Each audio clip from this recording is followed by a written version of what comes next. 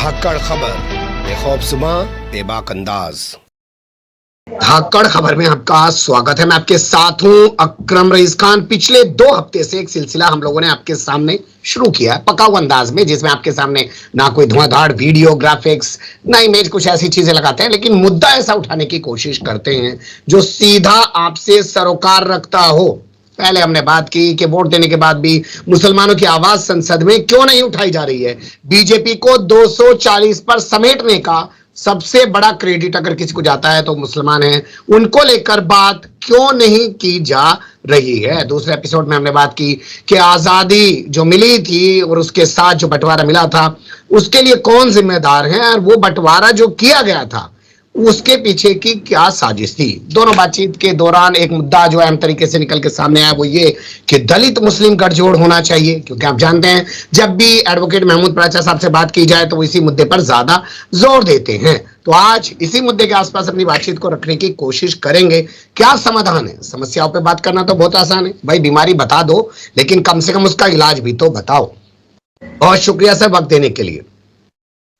बहुत शुक्रिया मुझसे बात करने के लिए। और ये जो हम लोग बातचीत कर रहे हैं, मतलब अपने माजी की गलतियों से सीखकर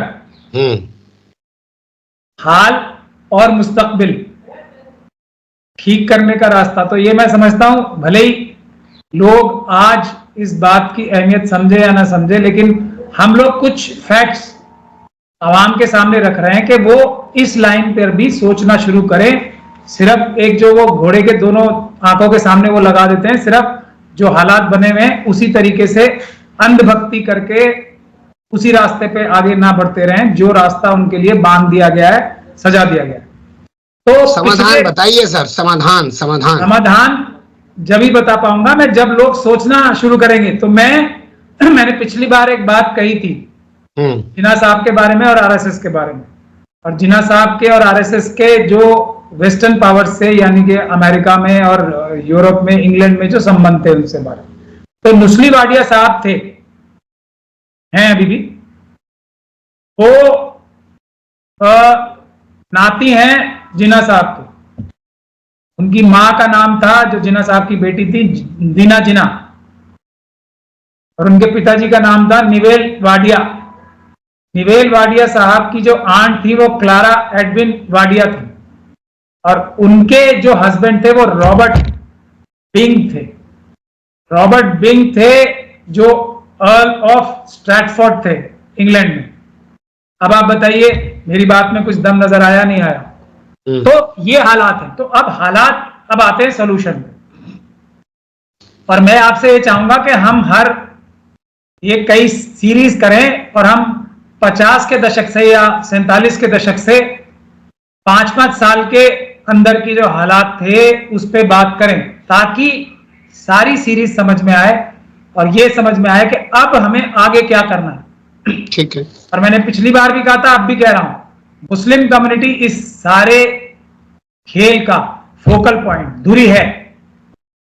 हमको ही लेके इस्तेमाल करके खराब किया जाता है और हम ही लोगों को अपना रिस्पॉन्स ऐसा करना है कि सब हालात दुरुस्त हो। तो ये सबसे अहम बात अब इसमें ये निकल के आती है कि जब 49 और 50 साल थे, मतलब आप फिर इतिहास में जाएंगे, फिर भी इतिहास की बात करेंगे। अच्छा, 1 मिनट आपको रोक रहा हूं। क्या मायावती और काशीराम ने एससी कम्युनिटी के सारे लोगों को पहले इतिहास पढ़ाया, उनको ग्रेजुएट बना दिया, तब उसके बाद राजनीति शुरू की क्या? तब उनके हालात बदले क्या? देखिए, ग्रेजुएट बनाने से, पढ़ाई लिखाई समाज कराने से किसी को ग्रेजुएट नहीं बनाया था उन्होंने पॉलिटिकल मूवमेंट शुरू किया था। मुस्लिम समाज का पॉलिटिकल मूवमेंट शुरू हुआ है आज तक। उन्होंने पहले अपनी हिस्ट्री बताई थी, बाबा साहब डॉक्टर भीमराव अंबेडकर की, फूले साहब की, उससे पहले सारे महापुरुषों की हिस्ट्री बताई थी। बाबा साहब को जो लोग भूल से गए थे, जो लोग बाबा साहब के बारे में जानना ही मन कर गए थे, उनको याद दिलाया था कि ये जिसकी जितनी संख्या भारी उतनी उसकी हिस्सेदारी। और ये संविधान लाया कौन था, किन हालात में लाया था। और डॉक्टर फरीदी थे एक इंसान, आपने मुझे फिर जंप मार के 35 साल आगे, 30 साल आगे कर दिया। मैं 30 साल पहले था। डॉक्टर फरीदी थे वही सोल्यूशन है काशीराम जी को हेल्प करने वाले, जैसे बाबा साहब को हेल्प करने वाले 1927 से मुसलमान थे, काशीराम साहब की भी मदद करने वाले डॉक्टर फरीदी थे। वो एक नवाब खानदान से आते थे जी, काफी मालदार रईस फैमिली से थे, लेकिन उनकी राजनीतिक सोच में, एक ही आदमी का नाम क्यों ले रहा हूं इतने 70 साल में, मौलाना आजाद का नाम लिया, लेकिन उनका भी पूरी तरीके से नाम नहीं लिया मैंने, लेकिन क्योंकि वो आजादी से पहले भी थे और बाद में थे। डॉक्टर फरीदी का नाम मैं ले रहा हूं। उन्होंने ये बात को याद दिलाया मुसलमानों को भी और शेड्यूल कास्ट कम्युनिटी को भी, और उसका नतीजा था कि काशीराम जी का जो फॉर्मूला सक्सेसफुल हुआ, 10 साल के अंदर अंदर सक्सेस मिली थी उसके बाद। ठीक है। डॉक्टर फरीदी की बड़े, मुझे तो बहुत अफसोस है कि उनकी ज्यादा हयात नहीं रहे वो, और उनकी मौत होने से मेरे ख्याल से जो ये मूवमेंट था ना, जो आज सरकार बना रहा होता, वो काफी कमजोर पड़ गया उनकी मौत की वजह से। और उसके बाद एक सवाल यहाँ ले लूं आपसे जी, क्योंकि मेरे जहन में आ रहा है। जिन लोगों ने, जानते हैं ना सर, जिसकी जितनी संख्या भारी उसकी उतनी हिस्सेदारी के नारे दिए, उन्हीं लोगों ने मुसलमानों का सिर्फ वोट लिया। मुसलमानों को हिस्सेदारी तो उन्होंने अपनी राजनीतिक पार्टी में भी नहीं दी, सत्ता में तो क्या देते वो सिर्फ अपने लिए आए थे। मैं फिर आपसे बार बार कहता हूं, जो आप ये कहते हो ना कि साहब उनको साथ जोड़ लो, दलितों को साथ जोड़ लो तभी उद्धार हो जाएगा, उन्होंने सिर्फ मुसलमानों का यूज किया ये बोल के। कहां हिस्सेदारी दी उन्होंने मुसलमानों को? तो नतीजा मुझे नहीं पता, नतीजा आप बताइए। नतीजा तो आपको नहीं पता, आप उत्तर प्रदेश में बैठे हो, एक सीट नहीं आई है बसपा की। अच्छा चलिए, आज तो नहीं आई, तब क्यों नहीं, तब क्यों उन्होंने हिस्सेदारी नहीं दी थी? वही बता रहा हूं, काशीराम ने तब क्यों हिस्सेदारी नहीं दी थी मुसलमानों को उनकी? ऐसा नहीं है। नसीमुद्दीन सिद्दीकी साहब, अच्छा, कितने मंत्रालय थे उनके पास? कितने मंत्रालय थे? 17-18। सर इतिहास में मत जाइए। मैं फिर डॉक्टर मसूद का, मैं शिक्षा मंत्री डॉक्टर मसूद का जिक्र करूंगा। जब उन्होंने मायावती की सरकार के दौरान उत्तर प्रदेश में मुस्लिम टीचर रखवा दिए ना, तो इन्हीं मायावती ने बिस्तर उठवा के बाहर फेंकवा दिया था लखनऊ से उनका। मैं आपको क्या बता रहा हूं, बताइए, नसीमुद्दीन सिद्दीकी साहब थे, सबसे पावरफुल मिनिस्टर थे या नहीं थे? डॉक्टर मसूद भी तो उन्हीं के थे, लेकिन वो पावरफुल नहीं थे ना। उनको उठा के बाहर फेंकवा दिया क्योंकि उन्होंने मुसलमानों का फेवर किया। क्यों? उस वजह से फेंकवाया या इंटरनल राजनीति की? ये देखिए, ये इंटरनल राजनीति नहीं थी। उन्होंने मुसलमानों को थानों में टीचर्स, वो लेखक के तौर पे रखवा दिया, टीचर्स भर्ती करवा दिए। अच्छा, उनके तो हमारी मर्जी के बगैर मुसलमान भरेगा, उठा के बाहर फेंक दिया। ये तो एक सुपरफिशियल बात होगी, उससे उनका नुकसान क्या हो रहा था ये बताइए मुझे। फायदा होता या नुकसान होता? नुकसान हो रहा था ना। अगर मुस्लिम कम्युनिटी में आज नौकरशाही में ज्यादा घुसे हुए होते लोग, तो बसपा को आज मदद होती है, नुकसान होता? नुकसान होता, क्योंकि जब मजबूत हो जाता है मुसलमान तो वो किसी का गुलाम बन के नहीं रहता। देखिए, यही बात अपने मैं इसीलिए डॉक्टर फरीदी का बात कर रहा हूं। तो गुलाम बनने के लिए नसीमुद्दीन सिद्दीकी और दूसरे लोग थे ना, जो गुलामी के रास्ते पे बढ़े, बराबरी के रास्ते पे नहीं बढ़े। गलती अपने में देखेंगे या दूसरे में देखेंगे? आप जब तक एक बुनियादी बात नहीं समझेंगे। देखिए, फिर आपसे पूछ रहा हूं, मैं कहता हूं हमारे तो चोर हैं सारे के सारे, इनका तो कोई ईमान धर्म नहीं है। जो शख्स काशीराम बात कर रहे थे बराबरी की, हिस्सेदारी की, भागीदारी की, वो दे के दिखाते ना। कहां से इतना बड़ा कलेजा लाएंगे लोग? देने की बात करोगे आप तो कभी भी कलेजे की बात ही नहीं है ना इसमें। ये एक पार्टनरशिप है। आप बुनियादी बात से मुझे खींच के एक जो चीजें हालात हुए उस पर ले जा रहे हैं, मैं आपको खींच के वापस बुनियादी बात। मैं रुक जाता हूं, अब आप बताइए, मैं रुक जाता हूं, बताइए। ये आप वो हैं जो एक बीमारी है, उसके जो सिम्टम्स हैं आप वो बता रहे हैं मुझे, मैं आपको जड़ तक ले जा रहा हूं। बताइए। और इसका नुकसान दोनों पार्टीज का हुआ ना। देखिए, अगर शेड्यूल कास्ट और मुस्लिम मिल जाते हैं तो उत्तर प्रदेश में और पूरे देश में एक इतनी बड़ी फोर्स बन जाएंगे कि हम जो आजादी से पहले बहुत ज्यादा मैंने समझाया था ना, अब इतनी बड़ी फोर्स बन जाएंगे कि हमें कोई भी नेग्लेक्ट नहीं कर सकता, सिर्फ शेड्यूल कास्ट और मुस्लिम ही मिल जाए। शेड्यूल ट्राइब मिलेंगे सर, वो बताइए कैसे मिलेंगे, वो बता दीजिए बस। मिलेंगे ऐसे, जब इज्जत के साथ कॉम्प्रोमाइज नहीं होगा। जब इज्जत के साथ कॉम्प्रोमाइज होगा तो पार्टी जब बन रही थी ना, मैंने इसीलिए बार बार डॉक्टर फरीदी का नाम क्यों ले रहा हूं, उस वक्त बराबरी थी, मैं इसीलिए उनका यह भी जिक्र कर रहा हूं कि उनकी डेथ हो गई। जैसे ही बराबरी जाएगी इस तरफ से या उस तरफ से, सब बेड़ा गर्क हो जाएगा। चलिए, कहां से शुरुआत करें, किसके दरवाजे पे जाएं? हम मुसलमान जाते हैं, लाओ भाई हमारी हिस्सेदारी की बात करो। फिर आप बुनियादी चीज से हट रहे हैं। जैसे ही हम किसी से ये कहेंगे कि उन्हें हमें देना है, मेरा वाला फॉर्मूला खत्म है। फॉर्मूला ही खत्म है ना। यही तो मैं कह रहा हूं, किसी को देना और किसी को लेने का फॉर्मूला डेमोक्रेसी में नहीं होता है। ये नंबर्स की बुनियाद पे होता है, नंबर्स की बुनियाद पे एक बराबरी का। और किस्मत की बात ऐसी है कि शेड्यूल कास्ट कम्युनिटी भारत में 17% है और मुस्लिम कम्युनिटी 15% है, बराबर बराबर है। अब इसमें क्योंकि शेड्यूल कास्ट कम्युनिटी की लीडरशिप जो है मुस्लिम लीडरशिप से ज्यादा आगे बढ़ गई, तो उस वजह से अभी आप मुझे ये बताइए, चंद्रशेखर साहब को लोगों ने वोट दी, ठीक? लोगों ने नहीं, मुसलमानों ने वोट दिया। सीधे कहिए सर, ऐसे मत कहिए लोगों ने वोट दिया, मुसलमानों ने वोट दिया। और मुसलमानों से वोट लेके वो संसद में जाके बोल भी नहीं रहे। सॉरी मेरे से गलती हुई, मैं लोगों से मेरी मुराद मुसलमानों की थी। मगर मैंने पॉइंटेडली, लेकिन लोग मैंने बोल दिया क्योंकि हम अभी मुसलमानों की बात कर रहे हैं। वोट उनसे पूछा कि करोगे क्या, और नहीं करोगे तो हम क्या रिएक्शन देंगे आपको। यहां तक कि मुझे, जो कि चंद्रशेखर साहब बड़ा भाई मानते हैं अपना, मुझसे किसी मुसलमान ने फोन करके पूछा कि आप गारंटी ले रहे हो ये हमारे लिए काम करेंगे? आंखें बंद की, पट्टी बांधी, समाधान मिल गया, समाधान मिल गया। आपके नेतृत्व में मुस्लिम कम्युनिटी के लोग 24 के 24 सांसदों के दरवाजे पे जाएंगे, उनसे एक एग्रीमेंट साइन कराते हैं, हमारे लिए क्या करें। आप तो मूवमेंट चलाने के आदी हैं, आपको तो तमाम चीजें झेलने का भी तमाम तजर्बा है, ये चीज शुरू करा दीजिए। चलिए, बहुत आसान होगा आपका, कराइए। क्या करें बताइए। आप सारे मुसलमानों को लेके एक एक सांसद के दरवाजे पे चलते हैं, कल से संसद शुरू हो रही है, ला भाई लिख के दे, क्या करेगा तू? वो क्या करेंगे बेचारे 24? वो कहेंगे हम सब चलिए, हम अपनी पार्टी लाइन को छोड़ के भी, ठीक है, अपनी पार्टी लाइन छोड़ के हम लोग आपके फेवर में आवाज उठाते हैं। आवाज उठाने से पार्लियामेंट में होगा कुछ? ये बुनियादी चीजें हमें समझनी पड़ेंगी।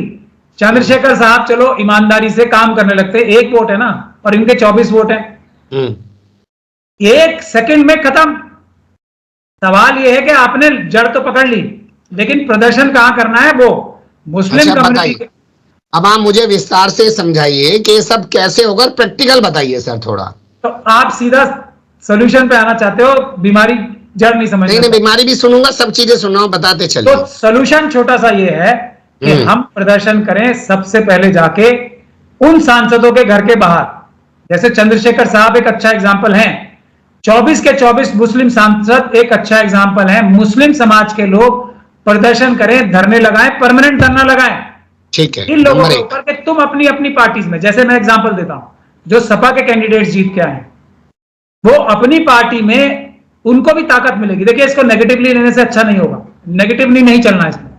अगर मुस्लिम कम्युनिटी के लोग जाके कांग्रेस पार्टी के मेंबर ऑफ पार्लियामेंट के घर के बाहर प्रदर्शन करेंगे कि हमने आपको जान की बाजी लगा के और उसके भी आगे चल के भी हम लोगों ने वोट दिए, आप अपनी पार्टी में, अपनी जो पार्टी है उसमें जाके मुसलमानों के लिए हक अधिकार ही नहीं, मतलब हिफाजती के लिए नहीं, मैं उसके सख्त खिलाफ हूं, सिर्फ जो हिफाजत के लिए गुफ्तगू करते हैं जाके, या गुजारिश करते हैं, या फिर अपनी बात रखते हैं। हमारी एक होलिस्टिक जो हमारी डिमांड है, और वो जिसकी जितनी संख्या भारी उतनी उसकी हिस्सेदारी की डिमांड है, उसके लिए आप अपनी पार्टी के अंदर क्या करोगे ये बताओ।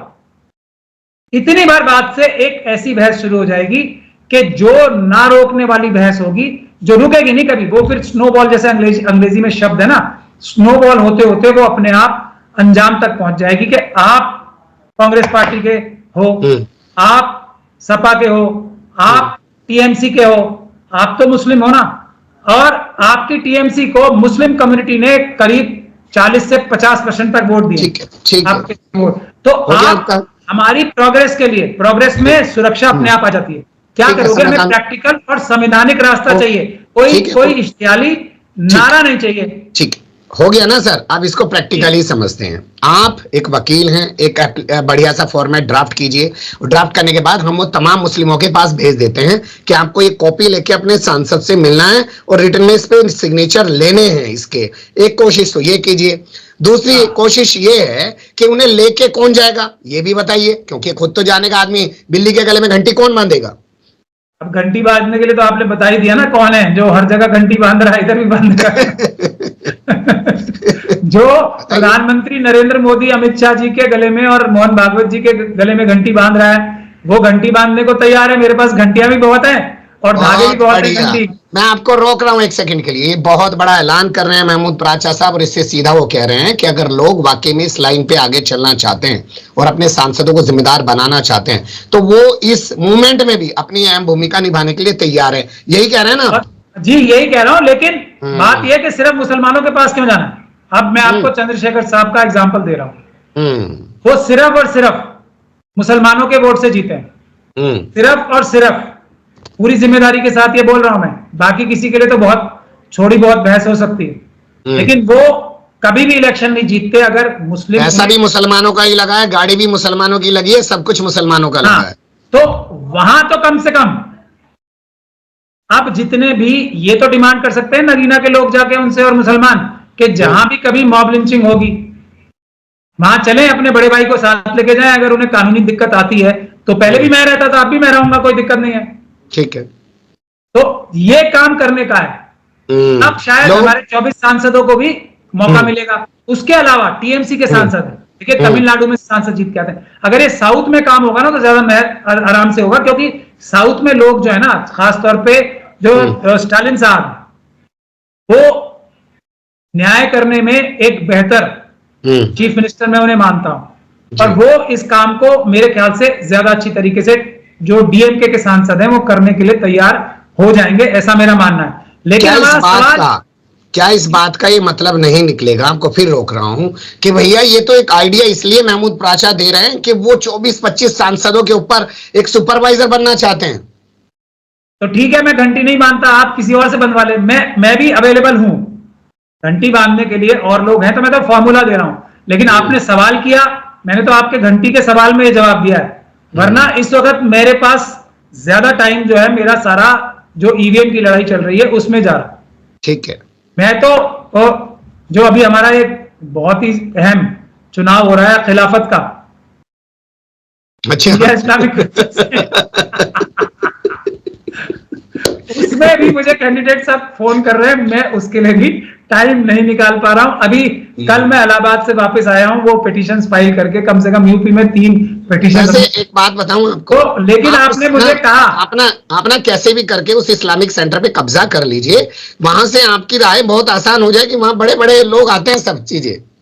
देखिए मैं आपको क्या कह रहा हूं, वहां से कोई भी कैंडिडेट को मैं ये कह रहा हूं, मैं आपकी खुल के आपके चलिए आपके माध्यम से कहता हूं, मैं आपकी खुल के कैंपेनिंग करूंगा।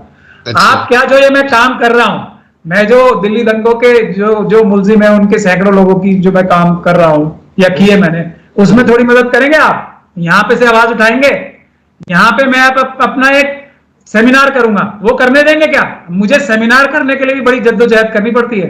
क्या मुझे मेरी लाइन का संविधान सेमिनार करने देंगे? ये मेरा एजेंडा लेंगे आप जीत के? ये तो हाँ करने के लिए तैयार नहीं हो रहा कोई। आप उससे कह रहे कब्जा कर लीजिए, ये तो खिलाफत की लड़ाई हो रही है। आगे चलते हैं, मान लेते हैं आपने जो फॉर्मेट तैयार किया वो तमाम सांसदों ने उस पर सिग्नेचर भी कर दिए, क्या गारंटी है? देखिए सांसद हमारे नौकर होते हैं, ये तो धरना परमानेंट लगेगा। ये तो हर हफ्ते की रिपोर्ट लेनी है कि आज आपने पिछले हफ्ते में किया क्या। ऐसे नहीं होगा, ये मेहनत का काम है, मैं आपको फिर बता रहा हूं। और ऐसे हमारे पास कम से कम 100 सांसद तो आराम से आ जाएंगे। 24 तो ये जो मुस्लिम धर्म से ताल्लुक रखते हैं, और बाकी कम से कम 100 और जिनके पास सब्सटैंशियल वोट जो है वो मुस्लिम कम्युनिटी के हैं।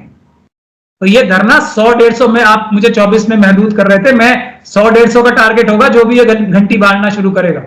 ठीक है, 100-150 सांसदों का टारगेट है। ठीक है, तो मतलब ये बात नहीं है। अगर आप मेरे से घंटी बनवाना चाहते हैं तो मेरे पास घंटियां भी हैं और धागे भी और रस्सियां भी हैं मजबूत। कोई और इस काम को करना चाहे तो ये तो दवाई है, कोई भी इसको इस्तेमाल करेगा ईमानदारी से तो उसका फायदा हो। अभी दूसरा चलता है, मतलब हर एग्जाम्पल, हर कुर्बानी, हर चीज इस देश में क्या मुसलमान को ही करनी पड़ेगी? आपके पास तो ऐसी कम्युनिटी के बड़े बड़े ग्रुप्स हैं, उनसे कहिए वो अपने सांसदों को ऐसा मजबूर करें तो और कम्युनिटी के लोग भी खड़े हो जाएंगे, एग्जाम्पल बन जाएगा। अब देखिए, अभी एक उनकी एक बहुत बड़ी तंजीम है, पिछले इतवार को लास्ट उन्होंने मुझे अपना चीफ पैटर्न रखा है, जो सोशल एक्शन फोरम फॉर ये peoples action forum for social justice, ठीक।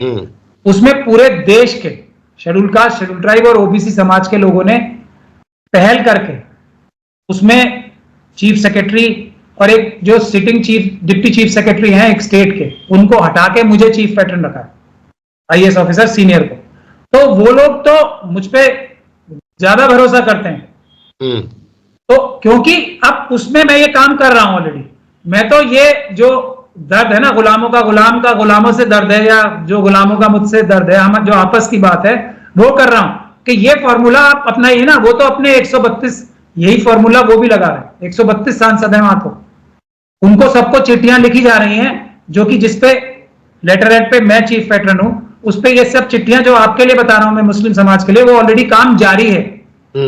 और वो समाज तो लिखने वाले हैं कि भाई अगर ये समाज भी आ जाए कि आपने, हम सारे इंडस्ट्रियल हाउसेस को उसमें चिट्ठी लिख रहे हैं कि हम आपके खिलाफ प्रदर्शन शुरू करेंगे अगर आप हमें ये नहीं बताओगे कि आपके संगठन में, प्राइवेट इंडस्ट्रीज की बात कर रहा हूं, अडानी, अंबानी, यूसुफ, लुलू, सबकी,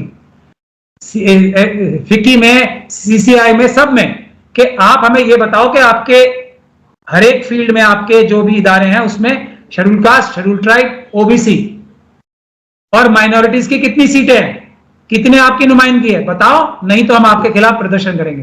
तो ये काम वहां तो जारी है। मैं तो उन लोगों की बात कर रहा हूं जो खिलाफत का काम कर रहे हैं अभी इस्लामिक सेंटर में।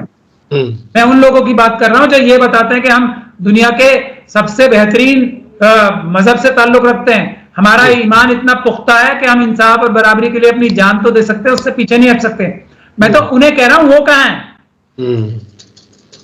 ठीक है, लेकिन अब यहाँ पे एक चीज और क्लियर करिए थोड़ा सा। मान लेते हैं कि ये तमाम मूवमेंट खड़ा हो जाता है, चल जाता है, तो क्या सिर्फ सांसदों तक महदूद रहेगा, विधायकों तक जाएगा, निगम पार्षदों तक जाएगा, सभासदों तक जाएगा, कहां, ग्राम प्रधानों तक जाएगा, कहां तक जाएगा ये? जो जो हमारा नौकर है वहां तक जाएगा, प्रधानमंत्री के पद से लेके और सभा सांसद या उससे भी किसी भी पद पे अगर होता है तो ये तो नौकर है ना हमारे। मेरा मिशन सेव कॉन्स्टिट्यूशन में मेन काम क्या है, मैं घूम के फिर आ जाता हूं अपने काम पे। नौकरों को नौकरों की जगह और मालिकों को मालिकों की जगह पे रखने का ही तो काम है संविधान के रूप से। ये सब तो नौकर ही है ना हमारे। और नौकरों के ऊपर अगर हम नजर नहीं रखेंगे, पैनी नजर बना के, तो वो चोरी और बेईमानी करेंगे, इसमें कोई हैरान होने की बात ही नहीं है। आप कोई भी, आपको नहीं लगता है, मैं एक थोड़ा कड़वा सवाल पूछ रहा हूँ, हालांकि पूछते मुझे भी तकलीफ हो रही है, क्या आपको नहीं लगता है कि आने वाले टाइम में आप भी असदुद्दीन ओवैसी की तरह बन जाएंगे? नहीं, इसमें तकलीफ की क्या बात है? नहीं, पूछिए मैं क्यों ऐसा कह रहा हूं। अगर मैं किसी भी तरीके से बन जाऊं, हाँ, तो पहले मुझसे पूछिए मैं क्यों ऐसा कह रहा हूं। 10 गुना बढ़ जाएगी। मैं कह रहा हूं ऐसा क्यों कह रहा हूं, पहले मुझे बताइए, पूछिए मुझसे। देखिए, असदुद्दीन ओवैसी आते हैं, बड़ी शानदार तकरीरें करते हैं, शानदार प्रेस कॉन्फ्रेंस करते हैं, सोशल मीडिया पे लोग सुनते हैं, तालियां बजाते हैं, क्या वोट देते हैं? इमरान प्रतापगढ़ी टाइप के लोग आते हैं, जल से जुलूस करते हैं, उल्टे सीधे मुशायरे पढ़ते हैं, उसको कविताओं का, शायरी का नाम देते हैं, अपना उल्लू सीधा गाट करके निकल जाते हैं, जनता ताली बजा के चली जाती है। क्या आपको लगता है लोग समझते हैं या बस सिर्फ मजा ले रहे हैं? मैं इसीलिए तो हिस्ट्री के साथ बढ़ना चाह रहा था, लेकिन आपने मुझे 70 साल 75 साल आगे ला दिया। तो मैं यही बता रहा हूं ना कि अगर मेरी बात सुनेंगे, और मैं ये नहीं कह रहा कि ये काम मेरे घंटी में ही बांधूंगा, जो भी इंसान बहादुरी से, असदुद्दीन ओवैसी साहब अगर करने लगे ये काम, तो मुझसे 10 गुना ज्यादा ताकतवर हैं वो, 10 भी नहीं 100 गुना ज्यादा ताकतवर। लेकिन वो ये काम नहीं कर रहे, वो कुछ और कर रहे हैं जिसका जितना फायदा या नुकसान हो सकता है वो हो रहा है और होता रहेगा। ये काम शुरू करें वो। और देखिए, डेमोक्रेसी में ये कोई मैं बहुत मुश्किल काम, रॉकेट साइंस थोड़ी बता रहा हूं। जो ज्यादा वोट लाएगा, जो ग्रुप ज्यादा वोट लाएगा, वही एडमिनिस्ट्रेशन पे कंट्रोल रखेगा। इसमें कौन सी रॉकेट साइंस है? और कोई तरीका ही नहीं है ना। आप कितना भी जिद करते रहें, कितना भी आप विशफुल थिंकिंग करते रहें, सोल्यूशन तो है नहीं कोई।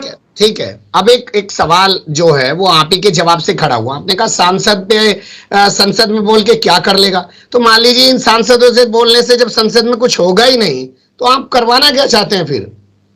जो काम मैं कर रहा हूं, अगर मैं सांसद की पोजीशन पे होता, आप मुझे यह बताइए कि जहां मॉब लिंचिंग हुई और मैं वहां पे धरना देने जाता और बैठ जाता, इंसाफ होता या नहीं होता? अभी भी मैं जाऊंगा तो उसका असर होगा 100 गुना कम, लेकिन अगर असदुद्दीन ओवैसी साहब जाके वहां बैठ जाएंगे, चंद्रशेखर साहब जाके वहां बैठ जाएंगे, तो न्याय करा के उठेंगे वहां से और उसको फिर फॉलो अप करेंगे। मैं ये करूंगा, सांसद जब तक के आपके 273 नहीं है, समझ लीजिए इस बात को, तो राहुल गांधी जी क्या कुछ कर पा रहे हैं? उनके पास तो है ना 240, लीडर ऑफ ऑपोजिशन है, इंडिया गठबंधन है, वो क्या रोक पा रहे हैं सरकार के कामों को? वही कर रहे हैं ना। तो लेकिन अगर ये 240 लोग बांट ले जगहें और जाके, सांसद का काम जो संसद के अंदर होता है ना, वो सबसे छोटा होता है। ये अब मैं फिर आपको वो बताने लगूंगा संविधान, तो आप कहोगे कि ये चीजें आपको ही पता है, किसी और को पता नहीं क्या? लेकिन पता सबको है, इंप्लीमेंट नहीं कर रहे। इंप्लीमेंट जैसे ही करेंगे तो ये संविधान और हमारी डेमोक्रेसी इतनी ताकतवर है, किसी की मजाल नहीं है कि प्रधानमंत्री बनके कानून तोड़ ले, किसी की मजाल नहीं है जो चीफ मिनिस्टर बनके कानून तोड़ ले। 240 एमपी हैं, संसद में बोलना उनका काम है, मगर वो 5% काम है। सड़क पे लड़ाई लड़ना, अगर बताइए मैं मेंबर ऑफ पार्लियामेंट हूं, मैं जाके एसपी साहब के सामने बैठ के ये बोलूंगा कि ये कानून है और ये आपको करना है। ये रही सुप्रीम कोर्ट की जजमेंट जो मैं उन्हें बताऊंगा, जिसमें अगर कोई मॉब लिंचिंग होती है तो ये आपको कार्रवाई करनी है। करेंगे या नहीं करेंगे? करेंगे। लोकसभा में जाके मैं आवाज उठाऊंगा कि वहां हमारे मजलूम मुसलमानों की जान जा रही है, हमारा अल्लाह हमारे साथ है, हम आज नहीं तो कयामत के दिन। अब ये होती है तकरीरें जिसका कोई 0% फायदा होगा, बल्कि उसका नुकसान होता है जो हो रहा है।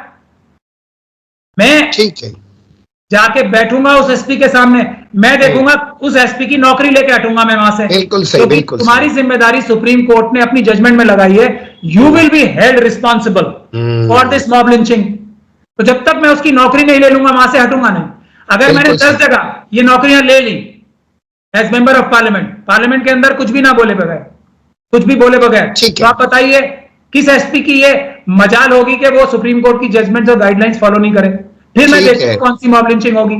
बहुत अच्छा समाधान आज आपने दिया, और एंड जो किया आपने ना, ये बहुत जबरदस्त है। लोगों को अगर ये बात समझ में आ जाए और वाकई में अपने सांसद और अपने एमएलए को इसके लिए मजबूर करें और कहें कि तेरी ड्यूटी है, हम तेरे नौकर नहीं है, तुझे ये सवाल उठाने पड़ेंगे, तुझे इन पे बात करनी पड़ेगी, तो फजा बदल भी सकती है। लेकिन सबसे पहले इसमें सबसे अहम काम जो है वो है जनता का। वो अपने आप को बोझ तो समझना शुरू करे, जब तो अपने कर्मचारी से काम लेगी। इसके लिए मुझे लगता है अगले एपिसोड में हम बात करेंगे और समझने की कोशिश करेंगे कि जनता को कैसे तैयार किया जा सकता है प्रैक्टिकली तौर पे। हवा हवाई नहीं, संविधान ने तो तमाम अधिकार दे ही रखे हैं, मीडिया पे भी तमाम चर्चाएं होती हैं, जैसे आज हमने कुछ चीजें करने की कोशिश की। बहुत शुक्रिया, आपने वक्त दिया। फिर आपके साथ अगले हफ्ते जुड़ेंगे। अभी के लिए इतना ही, मेहरबानी। बहुत शुक्रिया बात करने।